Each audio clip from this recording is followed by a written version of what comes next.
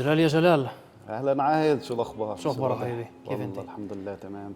اخيرا زبط هيك، نلتقى انا وياك زبطت بجمعه واخيرا. انتيمت نتخرف شوي صغيره على كم من شغله. بتعرف زبطت واخيرا، بس انه كانت كتير مسهله، بحس كان صحيح. عامل وقت بس اللعب دور شوي تاجلت. بس غير هيك انه كانت كتير مسهله. يعني احنا بنعرف بعض عن طريق السوشيال ميديا بس كيف بلشت؟ متذكر بالجيم لما التقينا. هات احكي كيف بلشت. تذكر لما انا شفتك كذا يوم تتدرب، كنت اقول يلا اطلع عليه، اقول مين هذا الشخص؟ يعني شو بيساوي؟ ليش هيك؟ ومعه شاب صاحبه هاي. ومن بعدها عرفت انه انت شخص ضرير، انا ما كنتش اعرف. فلما عرفت انك انت شخص ضرير، ومن بعدها انا التقيت فيك اكثر من مره بالمخون، قلت عهد لازم تطلع وتحكي عنه هذا الشاب، لانه هذا الشاب عم بيكون مثال لكتير شباب او صبايا عندنا بالمجتمع. يوم من الايام وانت تتدرب رحت لعند صاحبك، قلت له مرحبا اسمي عهد زعبي، وقتها جيت سلمت عليك، ووقتها تعرفت عليك، وبالصدفه شوف سبحان الله، يعني الصدفه جمعتنا، وشويه مبادره مني خلتني اجي احكي معك اللي وصلتنا لانه نقعد هذا البودكاست اليوم. وشوف انت كمان طلعت بهذا العالم، وطلعت بعالم السوشيال ميديا، وطلعت بعالم اللي تشتغل بالان ال بي وكل هاي الشغلات. لسه بدي تحكي لي شوي صغيره كمان عشان اللي بيحضرنا يعرف جلال إهريش شو بيعمل بحياته، للاشخاص اللي ما بتعرفك. فاحكي لي شوي صغيره انت كيف بلشت قصتك، كيف توصلت لهون لجلال. بدك تعليق اول شيء على الحكي اللي حكيته؟ بنفع. مش مفهوم ضمنا لما انت اجيت وسلمت علي وحكيت معي وبادرت بانك انت تحكي معي. ملان الناس بتعرف جلال وبتشوف جلال بيعمل اشياء. بالنسبه للناس اللي بشوفوني بالشارع، يمكن بالنسبه لكثير ناس انه عم بعمل معجزات. صحيح. يعني انه شخص اللي هو فاقد للبصر، وعلى فكره انا فقدت البصر وعمري 12 سنه، مش هواي.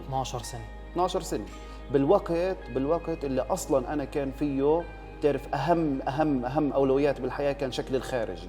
مراهق وشكل الخارجي كتير مهم بالنسبه لي. تخيل انه انا مش يعني بس فقدت البصر وعمري 12 سنه انه انا بس بدي اواجه العالم بدون حاسه البصر اللي اصلا الناس بتعتمد عليها بنسبه 80% بكل اعمالها اليوميه. صح؟ مليون بالمية. بس ايش انه كمان مراهق وبهمه شكله الخارجي، بهمه شعره، بهمه لبسه، بهم البنات كيف تطلع عليه. صحيح. وبنات صفه والاشخاص بشوفوه بالشارع.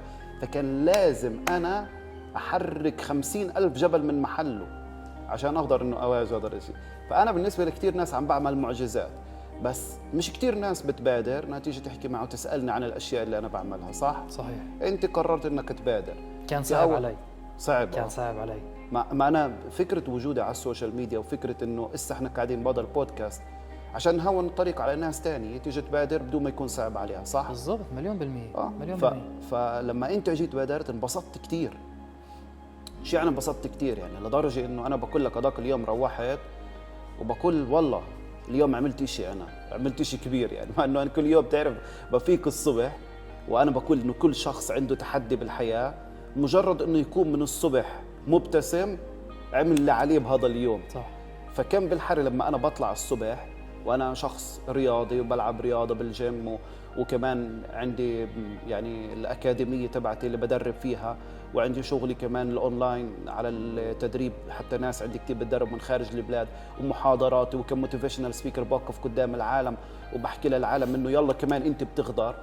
وانا قادر اني اقول للعالم انه انت بتقدر، لانه انا جاي من محل انه انا قدرت. صح؟ عملت اللي لازم، اللي عملت اللي بنعملش. تعال نحكي هيك، عملت اللي بنعملش. لانه سرعة لمقاطعة، لانه جيل اليوم انا شايف عنده كل المقومات انه يكونوا اشخاص ناجحين، بيعملوش. بالضبط. عندهم كل المقومات للاسف. وانت فقدت إشي اللي كتير صعب على الاشخاص انهم يفقدوه، بالذات انه انت اول 12 سنة كنت عادي، فجأة على جيل 12 سنة تدريجيا الحالة تدهورت، لانه صرت لانك انت تكون شخص ضرير وما بتشوف. وانا بعرف اشخاص ان كان بالبلاد ولا بريت البلاد اللي فقدوا البصر وتدمرت حياتهم. صح. دمرت حياتهم. انت غير كنت تعرف يمكن في ناس يعني دمرت حياتهم بدون ما يفقدوا البصر، يمكن دمرت حياتهم وهسه بنحكي يعني كيف ندمج بين كل الاشياء اللي انت صحيح. بتحكي فيها ولا انا بحكي فيها. في ناس دمرت حياتهم لمجرد انه خلص يئس لانه مش قادر ينزل وزنه. هاي ابسط شيء. صحيح. مش بس لانه فقد البصر. قبل حد تحكي شخص فقد البصر، وانا بعتبر انه فقدان البصر بالنسبه لي كان جبل انحط قدامي، يلا يا جلال يا قدامك او انك انت بتضلك متخبي ورا هذا الجبل. صحيح. او انك يلا تفضل حرك الجبل من محله، بتقدر تحركه. انا قررت اني احرك الجبل، ومش بس قررت اني احرك الجبل، انا قررت اني انا اغير الجغرافيا كلها، تضاريس كلها. حلو. قررت اني اغيرها لاجل انه حلمي يتحقق، انه انا اكون انسان مؤثر، له كلمته، له تاثيره، له كمان رسالته بالحياه اللي بده يؤديها. هي رسالته بالضبط، له رسالته بده يؤديها، لان بعد ما تؤدي رسالتك بتلاقي بصمه. مليون بالمية. يعني انت اذا بدي احكي لك انا جمله كيف انا بشوف الاشي، انت اكبر مصيبه اخذتها على شكل هديه، اللي لسه انت عم تقطف ثمارها. صح. تعبت سنين بتوقع، يعني بعد ما تعرفت عليك انا شوي صغير وكنت عندك بالمكتب ذاك اليوم وتخرفنا، انا اكتشفت وشفت انك انت تعبت سنين وواجهت كثير صعوبات لتنك توصل لجلال اليوم. بس كمان انا بدي كمان الحضور يعرف جلال اليوم شو بيساوي، ايش بيشتغل. كلت عندك اكاديميه كل شغلات، بس شو انا بدي كمان الناس يعرفوا جلال شو بيعمل. انا لايف كوتش ومدرب NLP معتمد، برمجه لغويه عصبيه. دربت على الدكتور ابراهيم الفقي الله يرحمه بالقاهره الله يرحمه. قبل وفاته. دربت عنده قبل وفاته بسنه، واشتغلت معاه لمده يعني ما يقارب 10 أشهر. والحمد لله يعني لما رجعت هون على البلاد كان طريق طويل طويل طويل طويل، والله الطريق كانت جدا طويله. بس اليوم انا موتيفيشنال سبيكر، محاضر بموضوع التحفيز. بحفز الاشخاص ينهضوا القوه اللي جواتهن، يطلقوا طاقاتهن، يعملوا اشياء اللي بحبوا انهم يعملوها بدون انهم يخافوا انهم يفشلوا، لانه اكبر عائق قدام الانسان هو الخوف من الفشل. بعلم الناس كيف ما يخافش من الفشل، ما يخافش من المجهول حتى، لانه اصلا واحد زيي بيقدر يحكي للناس ما تخافش من المجهول. صح؟ مليون بالمية. يعني المجهول تبعي بعمر 12 سنه انه حياه كامله بطولها بعرضها انا بدي اعيش بدون حاله البصر، لو اظن مجهول. صحيح. مجهول، ويمكن الناس تعتبره ظلام. بس احكي لك انا شغله قبل ما انت تكمل. بدي اقول لك شغله. انا بلشت اشوف من يوم ما فقدت البصر. هي جمله جدا قويه. وهي جمله جدا قويه، لانه ما كانش عندي اهتمام لا بدراستي ولا باني انا اكون انسان متعلم، ولا توجه التعليم الاكاديمي. كنت بس بدي العب فوتبول. ولما فقدت البصر ربنا حطني بطريق فيش قدامك غير انك تروح تتعلم، تدرس، وتكون معك شهادتك اللي تقدر تطلع عن طريقها وانت تعمل الكارير تبعك بهذا الاتجاه. فيش عندك حل تاني. صحيح. وتعرف مرات قلة الخيارات احسن من كثرتها. قلة الخيارات احسن. مزبوط. يمكن تستغرب. مزبوط. بس قلة الخيارات احسن من كثرتها. يعني صحيح. انك يكون عندك خيارات كثير هيك وتقعد تتحير بينات، مرات تعملش شيء. بس لما بيكون قدامك طريق واحد فايش يلا روح. صح. تعرف شو اللي عم بشوفه انا بجيل اليوم، شباب اليوم وصبايا اليوم، انت قلت شغله انه الناس بخافوا من المجهول. اذا اجي ارتب انا اول 3 شغلات اللي اكثر شيء بخوف البني ادم، هو اول شيء البني ادم بخاف من المجهول. ثاني شغله تعرف شو هي؟ ايش هي؟ اللي وقف على المسرح، اللي الناس تطلع عليك، تتحدث قبال الجمهور. هاي ثاني شغله الناس طبعاً بتخاف منها. وثالث شغله الموت. الناس تفكر انه الموت هي اكثر شغله الواحد بخاف منها. لا، انك تخاف من المجهول وانك توقف على مسرح والناس تطلع عليك مع كل عيوبك على المسرح، هاي دول اول شغلتين الناس بتخاف منهن. بعدين بيجي الموت. بكلمات اخرى شو لما بتقول الموت الثالث، يعني بكلمات اخرى خطر على بالي اسا انه انا بفضل يعني اموت 3 مرات ولا اواجه المجهول. بالضبط. في جمله دائما بحكيها انا بمحاضرات او على الستوري، في ناس بتموت بجيل 20 وتندفن بجيل 70 أو 80. بعيش حياته كلها ملان. صح. ملان. طب هات اسالك سؤال. بدي اخذ رايك. انا عندي فكرتي بس بدي اسمع رايك. يلا. ليش برايك جيل اليوم بده طريق النجاح بسرعه، بده يفوت مساره بسرعه، بده ينجح بسرعه، بدوش على الهدى شوي شوي، يبني أسس زي ما لازم، بده على السريع، كل شيء على السريع. ليش برايك؟ طلع السوشيال ميديا لا شك انها اثرت. يعني لما بتلاقي اليوم بيطلع لك شاب عمره 17 سنه وبعطيك محاضره بالريلز، يعني فاهم؟ صحيح. كيف تعمل اول $1,000,000. صحيح. شو بدك من الجيل العشرينات يطلع عليك وما شعر راسه؟ انت فاهم؟ يعني لما بيطلع لك بعدين شوي صغيره، المشكله انه بتفوت، يعني لما انت تتكلم تسحب هيك بالريز لفوق طاخ طاخ طاخ طاخ واحد ورا الثاني، بتفوت بدوامه نفسيه متعبه جدا. يعني فجاه بيطلع لك شاب عمره 17 سنه بقول لك نصائح للنجاح وكيف تعمل اول $1,000,000. شوي بتسحب الريل لفوق بيطلع لك جلال بقول لك انه لازم تتعب كثير بحياتك وتبذل مجهود كثير عشان تصل اللي بدك اياه. شو بصير؟ بتفوت بدوامه. اصدق هذا اللي فوق اللي جاب المصاري ولا هذا اللي تحت اللي هو جلال كعبه كل انه بدك تتعب وتبذل مجهود. طب ما الاثنين يعني شكل يعني الاثنين عندي النتائج، واحد عنده نتائج ماديه واحد عنده نتائج معنويه. طب انا ورا ايش اروح؟ فبتفوت بدوامه نفسيه. شوي بتسحب لفوق تطلع لك رقاصه بتحكي لك بالدين، شوي بتطلع لفوق بتطلع شيخ يحكي مليون بالمية مليون بالمية. بس إذا أجي أحكي على النجاح كنجاح، إذا في بيطلع للناس جلال إنه بقول إنه أنتم بدكم تتعبوا عشان توصلوا، وواحد ثاني بيقول كيف بنص سنة تساوي أول مليون، الناس لوين بتروح؟ صدقاً برايك أنت لوين بتروح؟ أهون إشي بتعلق بس شيء. الأغلبية وين بيروحوا؟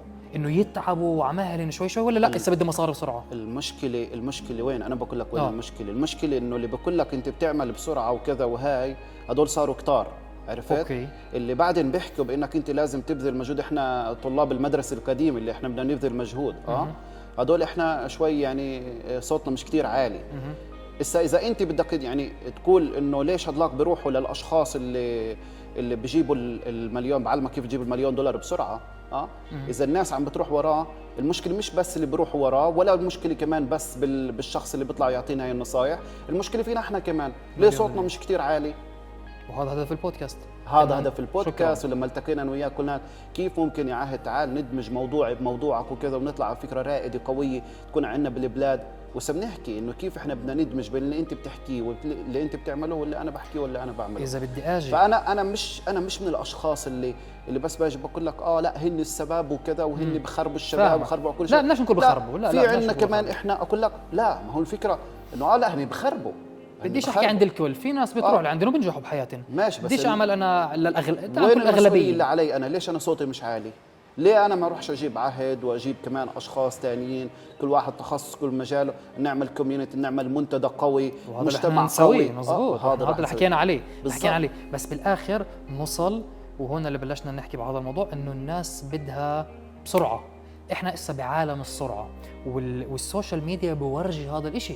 الناس بالزبط. فجأة واحد صار غني، فجأة صار عنده شغل، فجأة صار يعمل هاي، فالإشي بسرعة. وإذا أجي أنا أحكي عن العالم تبعي، أنا مدرب تغذية وصحة وكل هذا العالم، الناس برضو بدهاش تتعب عشان تنزل بالوزن. الناس بدها خلص أعطينا عهد إسا حلول سريعة، وعندي فيش حلول سريعة. في جملة دائما بحكيها إنه زي ما عليتش أنت بالوزن بيوم وليلة، تتوقعش انك تنزل بيوم وليله. صح. بس الناس صعب عليها تفهم هذا الشيء. اهون شيء للناس شو يروحوا ياخذوا ابر، ياخذوا ادويه، يعملوا عمليات تصغير معده، حلول سريعه. بس هن مش فاهمين انه هاي الحلول السريعه بالاخر رح يطبوا على وجههن، وبالاخر يرجعوا لطريقه عهد او غيره اللي بيشتغلوا بنفس الطريقه. انه تعالوا يا حبايبي شوي شوي بدنا نغير عادات الاكل اللي انبنت عندكم، عادات الاكل الغلط اللي انبنت عندكم على مدار السنين، انه نحولها لعادات اكل ايجابيه تدريجيا، يعني شوي شوي، عشان تصلوا لنتيجه وصحه اللي تدوم لكل العمر. لانه شو بيصير مع هاي الناس لما يروحوا على الادويه والابر وكل هذا الشيء؟ مش فاهمين انه اي نعم انه ممكن ينزل الوزن، 90% بينجحوا ان ينزل الوزن، بس مش فاهمين شو عم بيساوي بصحتهم. عشان هيك انا بقول لك هدول بعودوا بطبوا على وجههم، وبالاخر لازم يغيروا عادات الاكل اللي ادت لانه يكون في عندهم سمنه زائده. فبالاخر انا وياك عم نحكي بنفس الطريقه، انه احنا الطرق تاعتنا هي شوي شوي، انه انت تعالوا اشتغلوا حالك شوي شوي، اتعب. نفس الشيء انا، تعالوا اشتغلوا حالكم اتعبوا عشان تقدروا تحافظوا على نتيجه تدوم لكل العمر. بالاخر هذا اللي هاي الفكره اللي احنا بدنا نوصلها بالضبط. يعني تعرف شو، تعال ناخذ اللي انت حكيته ونعمل له اسقاط على اللي حكيته بالاول. قلت انه بدهن يعمل مصاري بسرعه وبدهن كذا. طيب شوف الاسقاط كيف هيك طبيعي، وكمان على نفس الموجه اللي ببث على نفس الموجه اللي انت حكيت فيها. تحكي على حدا بده ينزل وزنه بسرعه، بروح باخذ ابره، بعد فتره بصير عنده عوارض جانبيه. صحيح. او انه الابره انقطعت من السوق، بعرف شو، مش مهم شو الاسباب. اوكي. اللي بده يعمل مصاري بسرعه هو بشكل عام بيكون شاب عمره 17 18 19 سنه. تمام. بيختار من طريقه انه يروح يشتغل مثلا بالشركات اللي بتوفر له الفرص انه يعمل مصاري بسرعه، وبتنازل عن تعليمه الجامعي. صح. فجاه صاحب الشركه بلم مصرياته بريت البلاد، بيطلع بسافر بيروح كذا، خلص بدوش يكمل، عمل المصاري اللي وين بصفي هذا الشاب او هاي الصبيه اللي اختاروا انهن ما يتعلموش، ما يمسكوش شهاده بايدهن او ما يمسكوش مهنه بايدهن يتعلموا صنعه، وين بصفوا؟ بالشارع، صح؟ صح. صفى بدون لا المصاري اللي كان بده يعملها بسرعه، ولا الشهاده او الصنعه اللي بدها تعمل له مستقبله شوي شوي، ستيب باي ستيب، صح؟ صفى بدون الشغلتين. طلع بدي اكون صريح معك، بوافقك وبوافقكش. اسالني ليش؟ لانه الشهاده صح إلها دور، بس في ناس بدون الشهاده بدون اللقب تعال نسميها اللي هاي مرض عندنا بالذات بالمجتمع العربي، انه الشخص لازم يطلع من البيت معه لقب، مش شرط شهاده. لا انا حكيت عاد قلت شهاده او صنعه. ما هذا لا انا بديش كمان اللي بيسمعنا يفكر انه بينفعش تنجح غير بس ما يكون معك لقب. لا طبعا، شو انا قلت شهاده او صنعه اصلا. يعني كثير شباب من اللي يعني جيل التسعينات وجيل الثمانينات اوكي بالمجتمع العربي شو كانوا يا اما شهاده جامعيه يا اما صنعه ورثها من والده من عيلته كذا. يعني ابن المكاول صار مكاول، وفي ناس ورثت يعني هذا الشيء يعني ابا عن جد، يعني موضوع الصنعه تمام. وفي منهن نجحوا وما شاء الله عليهن جامدين في المجالات تبعتهن فانا الفكره اللي قلتها انه يا شهاده يا صنعه، بس لما انت تتعلم تعمل مصاري بسرعه انت بالاخر ايش؟ لا شهاده ولا صنعه. صح طب شو صفت بالاخر؟ يعني انت صفيت يعني برا، يعني لا من هون ولا من هون. هسه في كمان شغله هي خاصه بهذا الموضوع، انه الستريس، الضغط النفسي اللي بدي احكي انا المجتمع العربي خاص نص عم بيعاني منه. هسه هي المجتمع العربي، المجتمع اليهودي، الاجانب، الكل. بس تعال نحكي احنا عرب، تعال نحكي شوي صغير عن المجتمع العربي، لانه بالاخر انه شو نساوي بمساعده كمان اشخاص ثانيين بدنا نغير، بدنا نحسن هذا المجتمع. هسه المجتمع عم بيعاني من ستريس زايد. ودير بالك انا عم بقرا هسه ابحاث جديده عم تطلع. اليوم احنا سنه 2025 مزبوط؟ صح.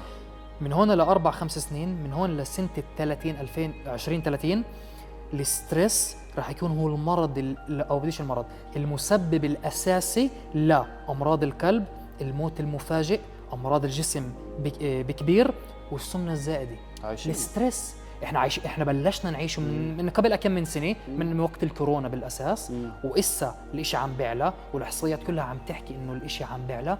بس من إسا لجيل ال30 عم بيحكوا انه هذا رح يكون السبب، مش السكر، مش الشغلات الثانيه اللي بالاكل، الستريس. هسه شو بدي نحكي احنا؟ لهيك انا وياك يعني التقينا اصلا بنادي رياضه. بالضبط احنا اخذنا القرار انه نثبت بالضبط يعني الوقايه اهم من العلاج. غير الرياضه، شو برايك الواحد بعالمك انت كيف الواحد ممكن يخفف من الستريس تبعه؟ انا بحكي لك هسه شوف من عالمي انا، بس كمان بدي كمان اسمع من عالمك، انا بدي اعرف كمان. طيب ممتاز، هات احكي لك شغله. اول شيء تعال نبلش هيك. اوكي. انه بتعرف يعني وين اخر مره غيرت سيارتك؟ بعت هذيك السنه وجبت سياره ثانيه، صح؟ وقبلها غيرت سياره قبلها؟ لا اوكي، بس غيرت سيارتك صح؟ وهيك لما ربنا يفتح عليك ويرزقك ان شاء الله اموال وفيره راح تشتري بيت هيك بيت الاحلام، صح؟ ان شاء الله. صحيح مزبوط؟ صحيح. واذا ربنا اعطاك مصاري اكثر شو راح تعمل؟ راح تغير البيت تاخذ بيت كمان احلى واحلى، صح؟ بس بعرفش اذا هذا الموضوع ما خصوش، بس بعرفش اذا بشتري. انا ضد شوي انه الواحد يشتري بيت، انه يستاجر احسن، بس راح تغير مكان السكر. بالضبط. طيب السياره بتغيرها، اوكي، البيت بتغيره، صح. بس المكان الوحيد اللي راح تعيش فيه كل حياتك هو جسمك، صح. لهيك هذا لازم تهتم فيه اكثر من السياره واكثر من البيت، هذا الاساس. فعشان هيك اذا كل انسان ببلش قناعاته براسه هون بافكاره، اول إشي انه انا بهتم بالمكان اللي انا بدي اسكن فيه كل حياتي اللي هو جسمي، صحيح. لا هذا مش رح يتغير، صحيح. فببلش افكر كيف بدي احسن هذا المكان، كيف بدي ارتب هذا المكان، كيف بدي انظم وظائف هذا المكان، صحيح. فشو بصير اعمل؟ عايش بصير ادور كيف اكل منيح، بصير ادور كيف العب رياضه، بصير ادور كيف يكون عندي علاقات سليمه، علاقات منيحه بحياتي، ما تكونش علاقات سامه تاذي هذا الدماغ، صحيح. لانه اذا تآذت افكارك، اذا تآذى دماغك وهو يشتغل بانه كل الوقت تحت ضغط ولازم اثبت حالي للناس اللي معي، ولازم اثبت انه انا شاطر وانا منيح وانا حلو وانا بعرف شو، اذا كان شغال كل الوقت تحت ضغط صدقني لا افكاره راح تكون مرتاحه، ولا جسده راح يكون مرتاح، ولا وظائف جسده راح تكون شغاله. طبعا هذا الستريس اللي احنا بنحكي عنه بالضبط. فاذا اول شغله كيف انا بقول للناس، راقب افكارك صح. لانها تتحول الى كلمات، راقب كلماتك لانها تتحول الى افعال. صحيح. راقب افعالك لان لما بتتكرر شو بتصير؟ راقب افعالك لانها تتحول الى عادات، وراقب عاداتك لانها ستشكل مصيرك. نتيجه اللي هي مصيرك، صحيح. شخصيتك، صحيح. شكل حياتك كلها تبلش من هون، من افكارك. مليون بالمية. ودير بالك شو فاذا انت شايف انه انت اليوم البرجر هذا اللي بتاكله مثلا، صحيح. تمام، صح. فانا مبسوط فيه وكذا وهي، طب نعنك حكيتها طب بعد 10 دقائق راح خلص، نسيت الطعمه، راح صح. المفعول. صح. شو ضل الرواسب فاتوا على الجسم، فاتوا على الجسم بالضبط. يا سيدي دير بالك كمان شغله اكيد انت بتوافقنا عليها، انه شو بتحكي انت، شو بتطلع من تمك، عقلك بثبت لك انه انت اللي بتحكيه صح. شو المقصد بحكي؟ لما في ناس تحكي بجيب لك ادله، صح، وفي ناس تحكي مع نفسها بطريقه سلبيه، بحكي مع حالي، بحكي كلمات جدا سلبيه لنفسهم، وهم مش فاهمين انه العقل تبعهن باخذ هذا الحكي وبيثبت لهم اياته على ارض الواقع.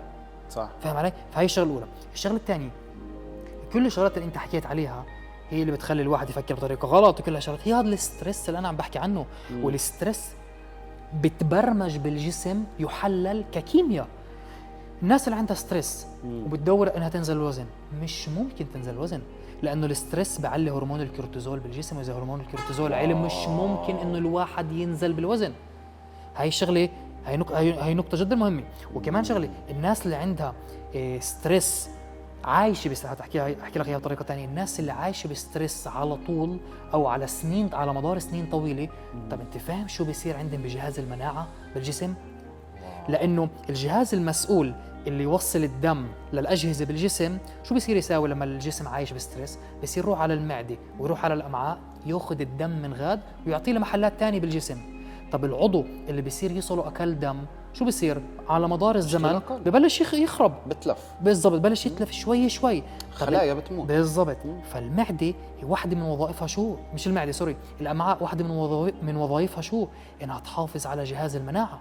طب اذا المعده بطل يوصلها دم زي ما لازم بسبب انه الجسم عايش بستريس، شوي شوي شوي شوي بيصير الاشي ياثر على جهاز المناعه، وهون الناس بتبلش انها تمرض، ومن هون بتبلش الامراض بالجسم.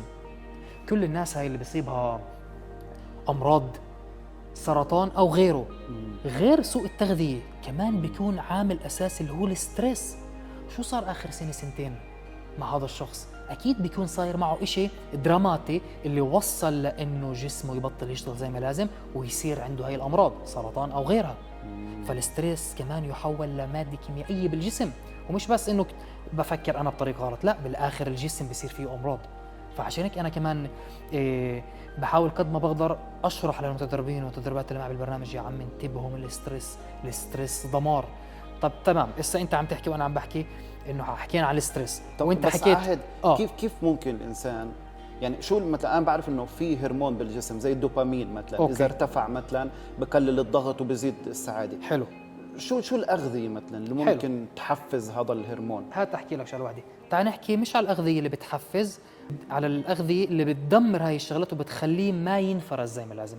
اول شيء يكون عارف شغله واحده، 80% من افراز السيروتونين والدوبامين بالجسم اللي هن الهرمونات السعاده، 2 من هرمونات السعاده بنفرزوا من الامعاء 80%، و20% من وين؟ من الراس. فكل طبعا فكل الناس اللي عايشه بس على الجنك فود وعلى الزيوت المهدرجه وعلى السكر وعلى الجلوتين من القمح، هذول عم بدمروا امعائهن، والامعاء لما بتتدمر بتشتغلش زي ما لازم، بصير فيها التهابات عاليه. طب طبيعي الجسم او هاي الامعاء، هذا العضو مش راح يفرز دوبامين، مش راح يفرز سيروتونين اكثر، لانه 80% منهم بنفرزوا من هاي الامعاء. عشان هيك الناس بتكون بهبوط، بتعب، بديكاون بسبب هذا الاشي. فاهم علي؟ معلومه صادمه. طبعا يعني المفروض انه اسا كل شخص عم بسمعنا يعني فاهم. قبل شوي كنت بقول لك انه شفتك يعني قلت منيح اللي حكيت بالموضوع. لانه فعلا يعني شوف، لما انا مثلا باكل مثلا برجر تعرف او شيء، بسمح لنفسي يعني مثلا مره بالشهر كذا شيء، على اساس تعرف كيف انه الواحد يعني بتنفذ لحالك مرات. بس تتخيلش عهد بضاقة اليوم، الإرهاق طبعا تعب 1,000,000%. يعني وجع المعدة مليون. طب كيف الناس اللي عايشة كل يوم هيك؟ انا بعرف ناس، بس يمكن هدول اصلا يعني تعودوا، صار في عندنا عادي وبطلوا يحسوا هن تعودوا، جسمهم تعودوا على هذا الاشي، بس هن يمكن اسا بوقتها هدول الناس مش حاسين بمشاكل جسمهم، بس ويمكن اسا فيش مشاكل. تعال نحكي الصراحة، ممكن اسا بوقتها فيش مشاكل، بس اول على اخر راح يصير في مشاكل. راح يصير اول على جيل ال30، على جيل ال35، على جيل ال40، لما يروح عند الدكتور وكله عندك كبد دهن يا حبيبي، عندك انت طرف سكري، عندك هناك تصير يركض هذا الشخص او تركض اللي يصير يدير بالها على جسمين. فاحنا انت وظيفتك وانا وظيفتي من اليوم يا عمي اوعوا على حالكم، يا عمي ديروا بالكم على جسمكم، يا عمي انا بحكي لهم ديروا بالكم على اكلكم، انت بتقول لهم ديروا بالكم على تفكيركم، وبتعطيهم الادوات كيف يفكروا بطريقه صحيحه، وانا بعطيهم الادوات كيف يمشوا بطريق الصحه. هسه انت سالتني سؤال جلال انه طب اعطيني، طيب تمام احنا عم نحكي اعطيني شغلات فعليه، شو اساوي؟ اسا الناس اللي بتحضرنا بتعرف شو تساوي. واحد، ابعدوا عن السكر. اثنين، الزيوت المهدرجه، كل شيء مكالي، زيت الكانولا، زيت الذره، كل هاي زيوت سام للجسم. الجلوتين من القمح، الخبز الابيض، المعجنات، كل هاي الشغلات. كل الاكل المعلبات اللي التاريخ صلاحيته مطول تيخلص، طب هذا فيه كتير مواد عشان تحافظ عليه، تفهمي؟ هاي المواد كتير بتاثر على هرمونات الجسم. والشغله الخامسه حليب البقر، اللي هاي ممكن تكون مفاجاه لك، مفاجاه ويمكن الكاميرا لقطت صح. حليب البقر عاطل جدا للجسم، عاطل جدا بسبب شغلتين فيه، اللاكتوز اللي هو السكر، والكازايين اللي هو البروتين. بس بديش اقعد اشرح هذا الموضوع عشان ما نطولش. يعني الحليب المصنع القصب، حليب البقر من البقر، حتى من البقرة نفسها. طبعا انا ضد حليب البقر، مش ضد حليب الغنم، الماعز، مسحوق اللوز اللي بنقول له احنا العرب حليب اللوز، هو مش حليب، هو مسحوق اللوز، او الشوفان او الصويا، هدول انا مش ضدهم. انا ضد حليب البقر، لانه بتعرف شو مدام، يلا هات نحكي هيك شوي صغير على الموضوع. لانه اللاكتوز هو السكر اللي موجود بالحليب. 80% من الناس عندها لاكتوز انتوليرنس، يعني حساسيه اللاكتوز، اللي هاي بتصير احنا الواحد يعني بالمؤاخذه برضع لجيل السنتين ماكسيموم، لجيل السنتين. بعد جيل السنتين ببطل هاي الانزيمات موجوده بالجسم اللي تهضم هذا اللاكتوز، فخلص بتصير الناس اذا تفوت حليب لاكتوز على اللاكتوز اللي بالحليب على جسمها، بصير يحسوا بالنفخه، بصير يحسوا انه بطنهم مضايقهن وهذا الاشي. فالناس شو بتساوي؟ يلا بجيب حليب اللي خالي من اللاكتوز، تمام، زحت اللاكتوزات، بطلت تنتفخ. بس في اشي ثاني عاطل بالجسم اللي هو الكازيين، اللي هو البروتين اللي بداخل هذا فيش يعني ما نقدرش نزيحه. فيش حليب خالي من اللاكتوز من الكازيين، فيش هيك شيء. الكازيين شو بيساوي هذا؟ بس البروتين يعني القصد انه الكازيين هذا هو البروتين تبع الحليب العاطل للجسم. ليش؟ لانه واحد بيرفع في بروتين عاطل طبعا. الكازيين اللي بالحليب عاطل، لانه واحد بتعرف شو بيساوي؟ شغلتين، بديش اتعمق كثير، شغلتين. واحد بيرفع من التهابات الجسم، ثانيا بغذي الخلايا السرطانيه بالجسم. بكل جسم في خلايا سرطانيه، بكل جسم. هذا الحليب بغذي هاي الخلايا، عشان هيك انا ضد. واعطيك مثال، البنات لما ببلش يطلع لهم حب على الوجه والتهابات هيك بتكون الالتهابات عاليه بالجسم، فبصير يطلع لهم حب على الوجه، بروحوا عند دكتور العيله. بتعرف شو اول شيء بقول لهم اياه الدكتور؟ ايش؟ ابعد عن منتجات الحليب والحليب. ليش؟ لانه برفع من التهابات الجسم. فهي الشغلات انا ضدها. هي الشغلات، هول الشغلات نرجع لموضوعنا عشان الكازيين موجود بس فقط يعني بالحليب، حليب البقر بس، حليب البقر، ولا بنوع غذاء ثاني؟ حليب البقر بس. عشان هيك انا ضد حليب البقر. حليب ثاني ما عنديش مشكله فيه.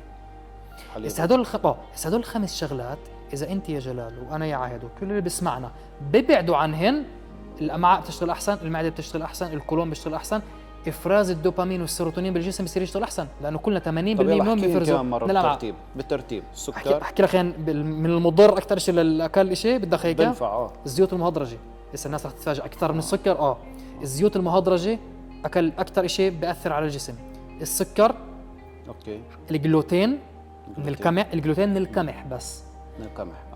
حليب البقر، الاكل المعلبات اللي تاريخ صلاحيتها مطول. يعني هسه مثلا احنا حافظه فيها كثير، مواد حافظه كثير. يعني هسه احنا مثلا بال 2025 على العلبه مكتوب ل 2027، يعني سنتين. طب انت فاهم قديش في مواد حافظه؟ هدول دمار الجسم. فهدول اذا انت وانا واللي بيسمعنا بيبعدوا عنهن، بيحفزوا افراز الدوبامين والسيروتونين احسن بالامعاء. هاي الشغله الاولى. الشغله الثانيه، النوم المنيح. لازم الواحد ينام منيح، والنوم إشي أساسي، وأنا صح. شخصيا عندي مقدس. صح. النوم عندي مقدس. وفي ناس تعرف شو، احكي لك شغله بتضحك. في ناس بيقولوا لي عهد انا بنام كل يوم من 4 الصبح للساعه 12 8 ساعات. لا هبل فاضي. لا. بين 10 لل7 الصبح عندك 6 ساعات قبل 7 الصبح. بتعرفوا انت الواحد لازم ينام باي ساعات يكون نايم؟ من 10 ل4. هذول احسن ساعات للنوم، او لل4 او لل5. هذول احسن ساعات للنوم، لانه الهرمون الميلاتونين هناك بنفرز. صح. ولازم الواحد بهاي الساعات بكفيك بهاي الساعات 6 ساعات نوم بعوضوك عنك بتكون اسد. نام، احكي لك شغله واحدة، نام ساعه واحده بين هدول الساعات، بين 10 و4 احسن بكثير من 8 ساعات بالنهار. طبيعي. فاهم علي؟ فالنوم هاي الشغله الثانيه. قلنا على الاكل الواحد لازم يبتنع عنه. الشغله الثانيه النوم. الشغله الثالثه الرياضه، انت حكيتها. الرياضه الواحد بيطلع على الجيم طفران امراض، زعلان، متغاوش ومرته طالع في شغل بالجيم. بخلص تمرين والله الحياة حلوة. سحر. شو؟ ليش؟ لأنه الرياضة بتحفز هرمون السيروتونين والدوبامين. فالواحد بيصير مبسوط أكتر. فهدول الشغلات. بتعرف شو فطنت كمان شغلة؟ المديتيشن الصبح، تأمل. أنا بسميه شيء رائع. أنا بسميه تجسيد الامتنان. كمان تعرف شو؟ كمان هيك صح. تحط إيدك على قلبك الصبح. صحيح. تعرف شو أنا من الأشياء اللي بعملها يومياً بعملها. حتى المتدربين اللي عندي، كل شخص بده يدرب عندي بعرف إنه عنده بشكل يوم بالبرنامج تبعه لازم يقعد أول شيء لما يصحى من النوم، يصحى ياخذ تنفس تفريغي، يضبط الكريات الدم البيضاء الحمراء كلها يفرزها عن بعض. بعدين يخلي وجهه يستقبل هواء جاي من برية الغرفة كمان. عرفت؟ كمان. يقعد قدام الشباك، ايده على قلبه، شهيق، زفير ببطء. تعرف كيف؟ بعدين يغمض عيونه، يسرح مع صوت العصافير. يا عم هاي الفترة أحلى فترة إلي بالسنة. أنا بعشق أصوات العصافير. حلو. تسرح مع صوت العصافير وتعدد الاشياء الموجوده عندك. انت بتفكر انه وضع طبيعي انك انت بتتنفس طبيعي؟ لا. مش كل الناس تتنفس طبيعي. وضع طبيعي بتنفسش طبيعي. وضع طبيعي بتفكر انه كل الناس بالدنيا ماشيه على جريها؟ لا يا حبيبي. صحيح. في ناس ماشيه على كراسي عجال. صح. انت صح. بتفكر انك انت شايف بعينيك وهذا الاشي الوضع يعني كل الناس شايف لا يا حبيبي. في نسبة كبيرة من الناس على وجه الكرة الأرضية على سطح الأرض هاي بيشوفوش بعيونهم. في ناس تسمع ايش؟ صح. فاهم؟ في ناس تقدرش تتنفس غير ببالون اكسجين. 1,000,000%. فعد هاي ايش؟ انا بقول للمتدربين اللي عندي، حط ايدك على قلبك وقول يا رب انا بشكرك على السمع، على البصر، على القدره اني افكر، على الاهل، على السكن، على الامان. الامان اللي انت عايش فيه. وبعدين اخر شيء شو تقول؟ وتقول له يا رب انا بشكرك على كل شيء نسيت احكي لك اياته واشكرك عليه. صح. عرفت؟ صح. هيك انا بقول المتدربين كل يوم ابدا نهارك بامتنان. تشكر شوي صغيره. مع مر الوقت مش حياخذ لك وقت كتير يعني. بعد كم يوم صح. راح تبلش تعطي قيمه للاشياء اللي ما كنتش تعطيها قيمه. بحكي لك انا من تجربه. انا كنت بني ادم، كنت اسوي كل شيء الا اذكر هاي الكلمه احمد. اقول الحمد لله. ما كنتش. الله اعطاني هذيك السنه، فوتني بحالي اللي تقريبا خسرت كل شيء بحياتي. كل شيء بحياتي. من وقتها صحيت على حالي وغيرت هاي الشغله، صارت كلمه الحمد لله اكثر كلمه على لساني. فاذا بنرجع شوي صغيره لموضوعنا اللي بلشنا نحكي فيه، على موضوع انه كيف الواحد يخفف الستريس. حكينا عن الاكل لازم تمتنع منه، حكينا عن النوم، حكينا عن الرياضه، حكينا عن الامتنان، وحكينا عن المديتيشن انه التامل. في ناس يمكن كثير مش رح توافقنا بهذا الشيء، بس في بتعرف شو، في ناس معارف اصحاب اذا بدك تشرح من الخوات هذه عهد، بدك تشرح من هاي الهبلات كلياتها. لا ليش؟ وهي دير بالك هي اكثر ناس بحاجه تعمل هذا الشيء. شوف يعني كل واحد يعملها بطريقته. انت مش بحاجه في ناس مش بحاجه تسمع صوت العصافير، مش بحاجه تحط ايدها على قلبها، بس تقعد وتتنفس بشكل. طب في طريقه نفس اسمها ويموف، بعرف اذا بتعرفها. ويموف، فوت اكتب باليوتيوب ويموف. طريقه تنفس جدا رائعه. في ناس كانت مريضه بلشت هيك تنوزل وكل هالشغلات، عملوا الاشي على مدار يومين راح النزل لهالدرجه. لهاي الدرجه. فهدول 4-5 شغلات اذا الناس بتبلش تنتبه لها. تتنفس صح. اغلب الناس بتنفس يا دوب ربع الريه، ثلث الريه. انا مرات طلاب كثير بيسالوني، بقول يا جهال انا بفوت على الامتحان بنسى كل المادي. بطلع من الامتحان بتذكر كل المادي. قال شو يعني؟ صحيح. عقلي بيلعب معي يعني. صحيح. قلت له لا بلعبش معك، بتفوت على الامتحان شو بتساوي؟ تنضغط اول شغله تصير تتنفس هيك. صحيح. بس شو بصير؟ ما هو الدماغ بقول لك انت خزنت هون معلومات بدك اياها، اعطيني اكسجين عشان ارجع لك اياها. اصلا الدماغ شو عايش؟ شو هو الدماغ؟ دهون. شو بتغذى؟ دهون واكسجين. اكسجين. دهون واكسجين، هدول الشغلتين الاساسيات للدماغ. صح. واغلب الناس تعطوهش اكسجين زي ما لازم. لا يا عمي انتوا لازم فبقول بالضبط تتنفسوا. فانا هي بسويها كل يوم الصبح. فهدول الخمس ست شغلات الناس تبلش تنتبه لها، كل موضوع ستريس بخف. وتكون عارف انك انت بحد ذاتك معجزه، تكون مقتنع هون براسك انه انت بحد ذاتك معجزه كانسان. صح. ماشي على اجريك وبتتنفس والكاميرات اللي هن عينيك شغالات. صح. وبعطوك مش 4K ولا 8K يعني بعرف شو في اعلى يعني. بس انه بتخيل انه الكاميرات يعني الالوان اللي بتطلع من العينين يعني اقوى بكثير. فانك بتميز 10 مليون لون بالحال، انه عضلاتك اذا تجمعت مع بعض بتشد باتجاه واحد 20 طن. صحيح. انه كلبك بيضرب 100,000 مره بالدقيقه. صح. انه عينك بترمش 18,000 مره. انت فاهم يعني انه جهاز مناعه خاص انت معجزات. صح. فتيجي تقول بقدرش انزل من وزني، بقدرش احسن نفسيتي، انا تعبان، انا كذا. اللي بيحكي هيك لنفسه مش راح تزبط معه. مش راح. وهذا اللي بشنا فيه اليوم نحكي انت معجزات. بالضبط. انت معجزات. ماشي انت معجزه كبيره ماشي على الارض، على سطح الكره الارضيه، اللي قد ما يبلش يتوسعوا بالاي اي والذكاء الاصطناعي وكل العلم اللي عم بنشوفه اليوم. ومرات نتفاجئ انه لوين وصلنا مش راح يقدر يخترعوا شيء زيك. مليون بالمية. وفوق صح اللي بتحكي. وفوق كل الشغلات اللي حكيناها، بتعرف كمان شو في شغله واحده اساسيه اللي بتخلي الواحد يكون بستريس عايش بحياته كل الوقت؟ فيش له هدف. فيش له هدف في الحياه. معنى حياتي شو؟ معنى انا لوين بدي اصل؟ شو الهدف من حياتي؟ معنى لحياته. معنى لحياته. ليه انا عايش؟ شو انا ليه بصحى من النوم كل يوم؟ صح. في ناس تصحى تروح على الشغل بتروح، تصحى تروح على الشغل تحضر نتفليكس بالليل وتنام. فيش هدف لحياتها، فيش تقدم بحياتها. شوف هاي كمان واحدة من اسباب الستريس. زي مارادونا مثلا شو اللي خلاه يروح مثلا على الادمان المخدرات؟ فيش معنى. يعني بالرغم انه كان شايف عم بلعب رياضه، بلعب كره قدم، وكان الاحسن في مجاله والافضل في مجاله بدون منافس. نمبر 1 صح؟ كان نمبر بدون 1. منافس. صحيح. لكن ليش توجه للمخدر؟ فيش معنى. صح. المعنى ليه انا عايش؟ اسال حالي ليه انا عايش؟ شو رسالتي بالحياه؟ شو اللي انا جاي عشان اترك فيه بصمه. فقد هذا الشيء، فقد الهدف. في مثل بريطاني بقول لك يعني من المستحيل أن تترك آثار أقدامك على الرمال وأنت تجلس على مؤخرتك. صحيح. بوافق مليون بالمية. كانت الصورة المحطوطة على المثل هذا هيك دائرتين على الأرض على الرمل.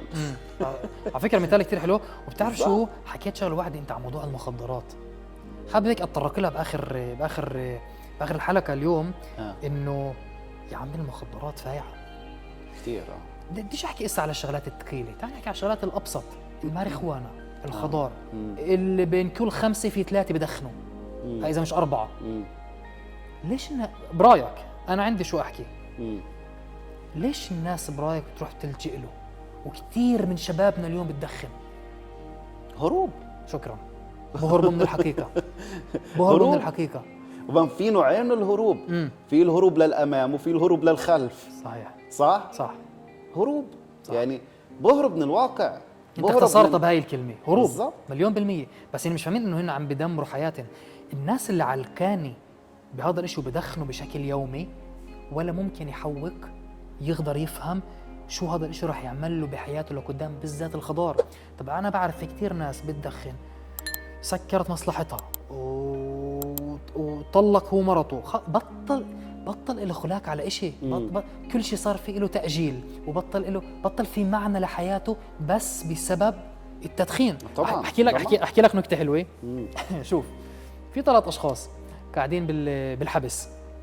واحد بتعاطى اكستازي، واحد بتعاطى كمان نوع مخدر نسيت اسمه، إشي هيك اللي بيعطي طاقات وقوة، والثالث بدخن خضار. عم بخططوا كيف بدهن يهربوا من الحبس. شو بيحكوا؟ أولاني تبع الإكستازي بيجي بقول اسمعوا الساعة بوقف القضبان الحديد بفتحها وبنهرب. اجوا قالوا له طيب. اجى اللي بيتعاطى شيء اتكل من الاكستازي، نسيت شو يا الله، نسيت شو اسمه بس مش مهم. اجى قال لويش اتعب حالي اسا والحديد خلص ما بوقف، بخبط بالحيط بطلع من الجهه الثانيه، فيش حاجه اتعب ايدي واطلع. اجى تبع اللي بدخن خضار قال لهم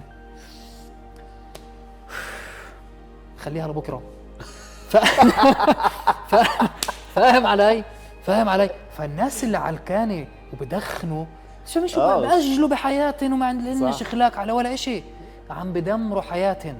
احكي لك شغله اغرب. عهد كنت بحكي لواحد مره شاب هيك وبحكي له عن الموضوع واضرار الموضوع وكيف انه الاشي بأثر على الدماغ وبقتل خلايا وكذا وهيك. فراح يقرا عن الموضوع، رجع عندي بعد فتره بقول لي والله قريت عن الموضوع مضر. انا انبسطت. عرفت؟ بقول له طيب شو عملت؟ قال لي بطلت اقرا. حلو ايش اللي بطل؟ انبسطت. فكرت يقول لي ايه؟ بدي يقول لي انه انا بطلت تدخين، بقول لي خلص بطلت اقرا. حلو. طيب اسمع جلال، بدي جمله اخيره منك وجمله اخيره مني اللي نختم فيها حلقتنا. شو الفكره او شو الاشي اللي بدك توصله لجيل اليوم؟ هيك جمله والثانيه وانا جمله والثانيه وبنختم فيها هالحلقه اللي جدا انا مبسوط فيها، مش حابب تخلص بس بعرفش قد ايه صار مارك وقت، يمكن 40 دقيقه مزبوط، صار مارك 40 دقيقه منها. فشو في عندك جمله هيك تحكيها للي بيسمعنا؟ شوف انا راح احكي لك جمله انا بحبها كثير وكثير يعني كل اللي بيعرفوا جلال بيعرفوا انه هذا منهاج حياه بالنسبه له، هذا سلوجن تبع حياته. يعني من كانت بدايته محرقه كانت نهايته مشرقه. واو حلوه. يعني حلوة. كل التعب، كل الألم، كل الوجع، كل الإشي اللي أنت عم تمرق فيه اليوم، أول إشي هذا مؤقت. تنين لما يروح وأنت تكمل راح تلاقي حالك إنسان جديد أقوى أفضل أعلى، وكمان بتلاقي حالك عم بتعيش حياتك بمعنى. صح. في إنجازات وأهداف وفي حياة. صحيح. الحياة إذا بتطلع كلمة حياة نفسها هي مش بس مجرد إنه إحنا نصحى الصبح وننام بالليل، بين إنه نصحى الصبح وننام بالليل هي الحياة. عرفت؟ اللي بتعمله بين لما بتصحى من الصبح لما بتيجي تنام بالليل هي الحياة. 100%. إذا بتلخص نهارك آخر النهار وبتكون عملت كتير أشياء تحكي فيها أو بتلاقي كتير أشياء تحكي عنها، معناته هذا اليوم كان عندك حياة. حلو. إذا تيجي آخر النهار وبتطلع وبتجرب تدور، إذا بتصير تبحبش يعني بحبش بالقوة تطلع إشي أنت عملته اليوم، معناته هذا اليوم ما كان عندك فيه حياة. حلو. وأنا بدي أكمل ومنه أنا بدي أحكي جملتي اللي أختم فيها الحلقة. بدون صحتك مش راح تقدر تعيش هاي الحياة اللي أنت عم تحكي عنها جلال، بتوافقني؟ 1,000,000%. فعشان الناس تعيش هاي الحياة وعشان الناس تعيش باليوم يوم وتكون مبسوطة وتكون عايشة بأقل ستريس وتعيش قد ما بتقدر مع أحبابها وعائلاتها وأولادها ويعيشوا بسنين طويلة بصحة، لازم يمشوا بطريق الصحة ولازم يديروا بالهم على جسمهم ويديروا بالهم على هاي الآلة. أنا بسمي جسمنا هو آلة، إذا هاي الآلة بلشت تصدي هناك بتصير كل المشاكل. صح. فلازم الواحد يأكل منيح، يتدرب، ينام منيح، يعمل زي ما حكينا تأمل، يتنفس منيح، ويلا هي على الطريق كمان يشرب مي منيح.